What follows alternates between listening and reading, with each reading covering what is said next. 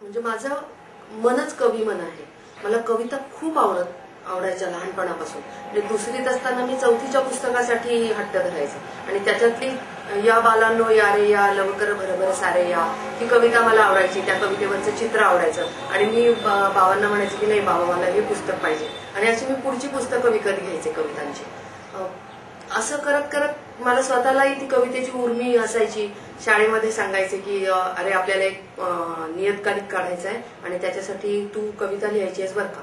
तर त्यावेळेला मी कविता लिहिली होती एक की 7वीत असताना आणि ती वर्गात बसून मी लिहिली होती.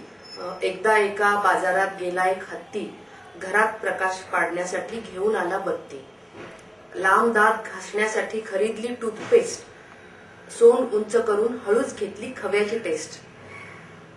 बाजारात त्याने विकत घेतला फळा, पण विचार पडला त्याला कुठे काढावी शाळा. एवढ्यात हत्तीचा मालक बाजारात आला, हत्तीला ओढत ओढत घरीच घेऊन गेला. अशी ती कविता होती. आणि त्यानंतर मात्र मी काही बालकविता फारशा लिहिल्या नाही. दरम्यान शांताबाईंची ओळख झाली. त्या अगदी आवर्जून माझ्या कविता वाचायच्या, मला फोन करायच्या, आवडलेल्या कवितेला दाद द्यायच्या.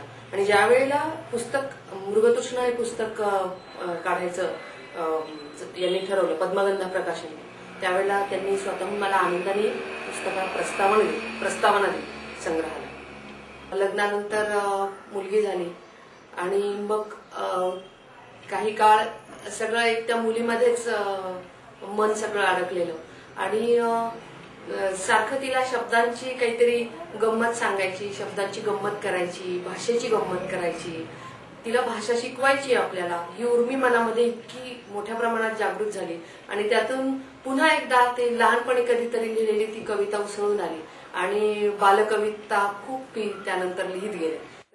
फूल आलंय फूल, लाल लाल फूल, फूल आलंय फूल, लाल लाल फूल, हिरव्या हिरव्या पानामध्ये लाल लाल फूल, फूल बाळ बघतय बघा उंचावून मान, फूल बाळ बघतय बघा उंचावून मान, हिरव्यागार वेलीवरच दिसतंय किती छान. एकदा आमच्या बागेमध्ये आले सुरवंतराव, इतके दिवस ऐकून होते त्यांचे फक्त नाव. माझ्याकडे पाहून जरा मिशीमध्ये हसले, माझ्याकडे पाहून जरा मिशीमध्ये हसले, गेले कुठे म्हणता म्हणता पानावरती दिसले.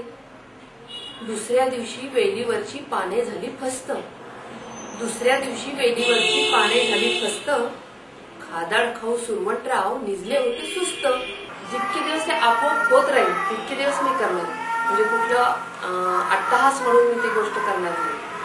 जितकी प्रांजळपणे ती आतून येईल आणि तितक्या आतून निरागसपणे आलं ना की ते आपोआप पोचतं, मुलांना आवडतं. ओढून ताणून कविता लिहिली ना की आता ही कविता मला लिहायची आहे, म्हणजे ती पाडल्यासारखी होते कविता.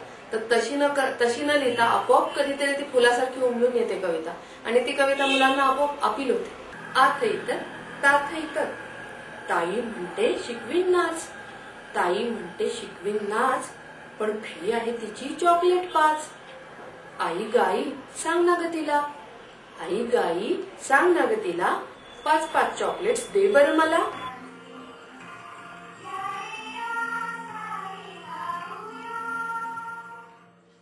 ई सकाळसाठी सुभाष इनामदार, पुणे.